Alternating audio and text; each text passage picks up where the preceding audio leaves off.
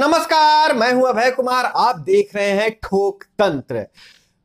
पूर्व कृषि मंत्री सुधाकर सिंह अभी प्रचार पे है। एमएलसी चुनाव के लिए प्रचार पर निकले हुए हैं, दौरे पर आए हुए हैं और रविवार को औरंगाबाद जिले के गोह में उन्होंने कैंपेन चलाया और आरजेडी प्रत्याशिनात्मक उम्मीदवार डॉक्टर जीतन कुमार के लिए वोट मांगा। और इस पर भी लेकिन उनके तेवर अभी कम नहीं हुए हैं। उन्होंने साफ किया कि सवाल सत्ता से ही पूछे जाएंगे। बेबाक तरीके से अपनी बातें रखी और बहुत ही दिलचस्प बातें रखी। अगर पार्टी लाइन की बात करें तो नीतीश कुमार को मुश्किल में डाल सकती है, लेकिन सुधाकर सिंह अपने आदत के अनुसार अपनी बातों के रखने में जरा सा भी बेझिझक नहीं अपनाया। बेझिझक बेधड़क होकर बेबाक बातें रखी है। तो देखिए उन्होंने क्या कहा। कई सवाल थे, लेकिन सभी सवालों पे मैंने नहीं बोला, लेकिन सवाल थे जो बहुत जरूरी सवाल थे। हम उन सवालों को प्रमुखता से उठाने का काम मैं पहले भी किया, इस्तीफा देने के बाद भी किया और आज भी मैं कर रहा हूँ। अब इस बीच के दौर में एक डेढ़ महीने के विधानसभा के सत्र होने के चलते मेरी यात्रा थोड़ा सीमित जरूर हुई है, लेकिन इसी में चुनाव विधान परिषद का होने के चलते यह यात्रा थोड़े राजनीतिक इस नज़रिए से मैं मानता हूँ कि जब हम चुनावी यात्रा में होते हैं तो हम एक वोट भी मांगते हैं लोगों के बीच में, तो राजनीतिक यात्रा ज़्यादा हो जाता है। लेकिन एक बात यह सच है कि लंबे वक्त से जो इस इलाके के प्रतिनिधित्व कर रहे थे जो विधान परिषद में और इतिहास में जितने यहाँ रहे पीछे, यहाँ जो सबसे मुझे याद है कि सबसे पहले बैजनाथ प्रसाद सिंह विधान पार्षद के जो मेरे रामगढ़ के रहने वाले कुछ पहला यहाँ के प्रोफेसर थे पटना यूनिवर्सिटी में। उनके बाद रामाश्रय बाबू थे, उनके बाद रंजीत सिंह जी थे, उसके बाद अरुण बाबू थे, अजय बाबू, इसके बाद अवधेश नारायण जी। लेकिन सभी अच्छे लोग थे। अच्छे इस संदर्भ में कह रहे हैं कि बुद्धिमान भी थे, बुद्धिजीवी भी थे और मुद्दे पर लड़ते भी थे प्रखर रूप से। लेकिन उनके मुकाबले में जब तुलनात्मक रूप से देखें तो अवधेश बाबू मौन साधने वाले लोगों में से। जब भी समस्या बड़ी स्तर पर आया हो तो उनकी सबसे बड़े हथियार के रूप में इस्तेमाल करना कि अपने विचार को ही नहीं व्यक्त करना। जब राजनेता विचार ही नहीं व्यक्त करेगा तो उसको आप गुण दोष उसका मूल्यांकन नहीं कर सकते।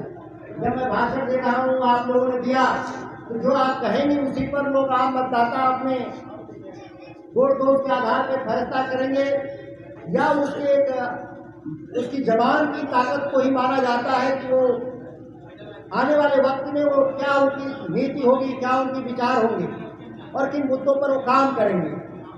तो आज एक नई परिस्थिति है पूरे राजनीति का। ये विडंबना मैं कहता हूँ कि वोट मांगने की पूरी प्रक्रिया में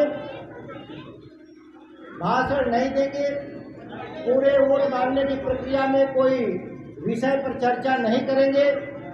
ये आने वाले वक्त में जब चुनाव बीत जाएगा तो लोग सवाल जवाब नहीं कर पाएंगे। ये आप मीडिया के बंधु भी हैं, आपके जो रिकॉर्ड जा रहे हैं ये सदियों नहीं, ये सहस्त्राब्दियों तक एक रिकॉर्ड रहेगा। और इस जमाने में तब जब वॉइस रिकॉग्निशन के जरिए गांव का एक निराक्षर किसान भी इस यूट्यूब के जरिए अपनी बातों को जो जानना चाहता है वो महसूस करता है और पता कर लेता। तो मैं एक मिनट इस पर भी बोलता हूँ। मेरे चाचा किसान हैं और खेतों में कुछ समस्याएं थी, उनका फसल खराब हो रहा था, तो मेरे सामने बैठे हुए थे। उन्होंने वॉइस रिकॉग्निशन के जरिए उन्होंने कमांड दिया मोबाइल को, बकायदा भोजपुरी में कमांड दिया, अंग्रेजी हिंदी में नहीं। और वो तमाम फसलों पे होने वाली जो समस्याएं उसके निदान के कई वीडियो यूट्यूब पर उनको मिला और उसका समाधान वो निकालने में कामयाब रहे।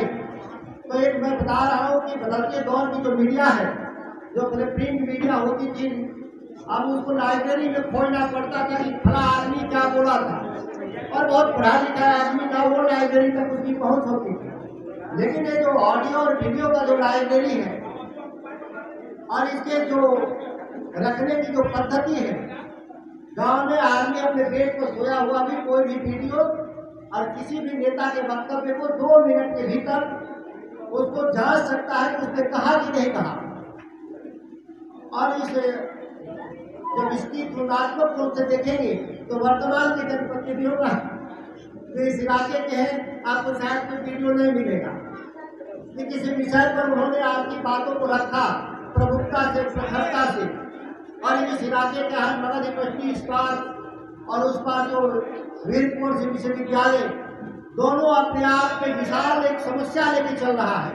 लाखों जो छात्र हर साल इनरोलमेंट लेते हैं पढ़ने के लिए, उनको समय से डिग्री नहीं मिलता, और डिग्री के अलावा तो छोड़ दीजिए क्लास कितने चलते हैं भगवान मालिक है, भले उनकी जो पढ़ाई की गुणवत्ता है उसका भी कोई स्तर का कोई बेंचमार्क बना दिया जाएगा तो किस स्तर पे हम लोग नीचे जाएंगे, वह भी एक उदाहरण पेश करना, उदाहरण के तौर पर देश में माना जाएगा।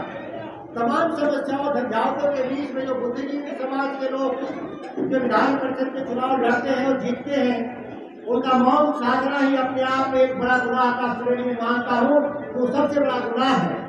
मैं आलोचना के लिए कड़े शब्दों का इस्तेमाल इसलिए नहीं कर रहा क्योंकि आप सभी पढ़े लोग बुद्धिजीवी लोग हैं।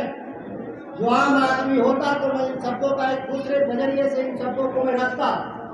जो किसान होता तो कम पढ़े लिखे लोग थे, हमारे लिए उनके लिए शब्द अलग होते हैं, और इसीलिए आप देखते होंगे मीडिया के बंधु वो कड़े शब्द कभी कभी इतने वायरल हो जाते हैं कि सत्ता में बैठे हुए लोगों को थोड़ी परेशानी होती है।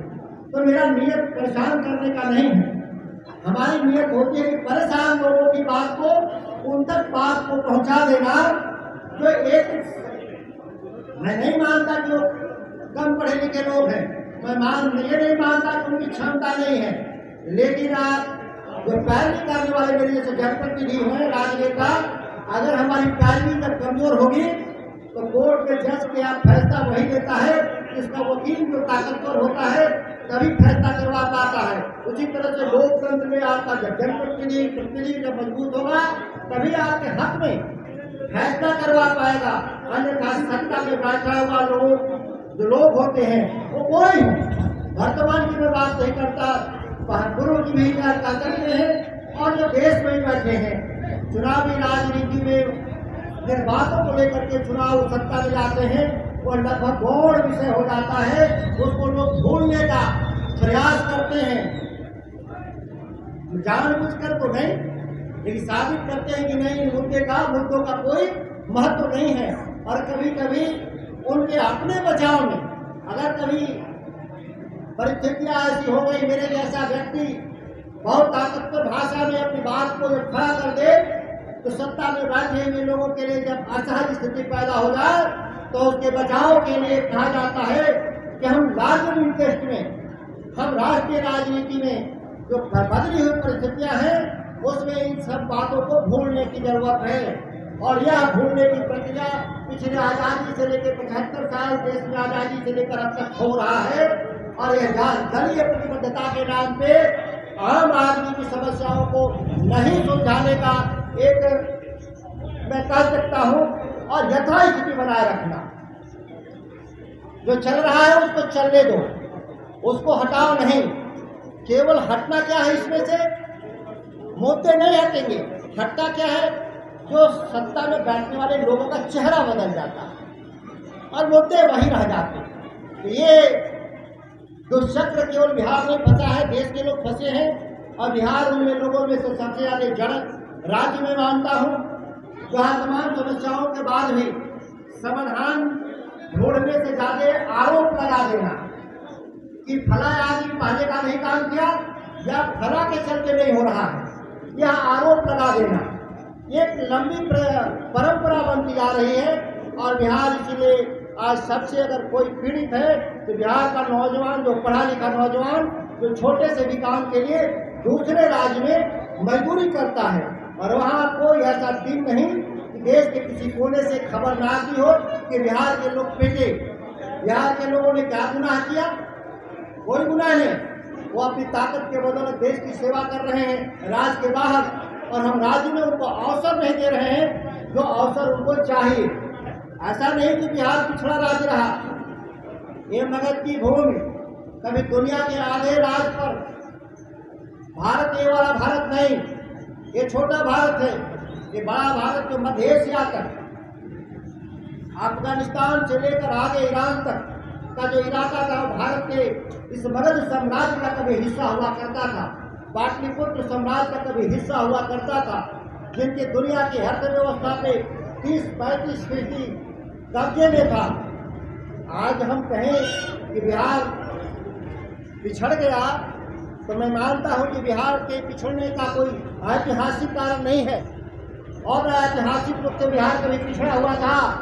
मेरी मान्यता है कि जो राज करने वाले लोग की उतनी क्षमता नहीं थी कि इस राज्य को आगे ले जा सके, पहले वाले भी और अभी वर्तमान के हो। लेकिन ये दिन बदलना चाहिए।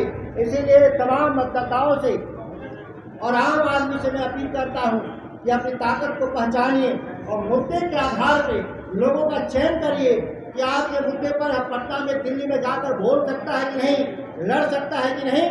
ऐसे लोगों के साथ आपको नामबंद होने की जरूरत है।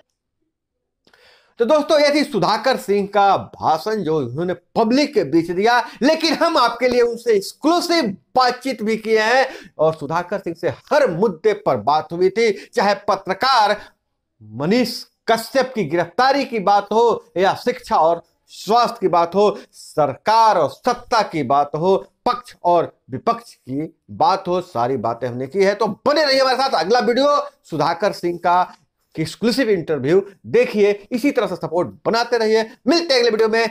जय हिंद, वंदे मातरम।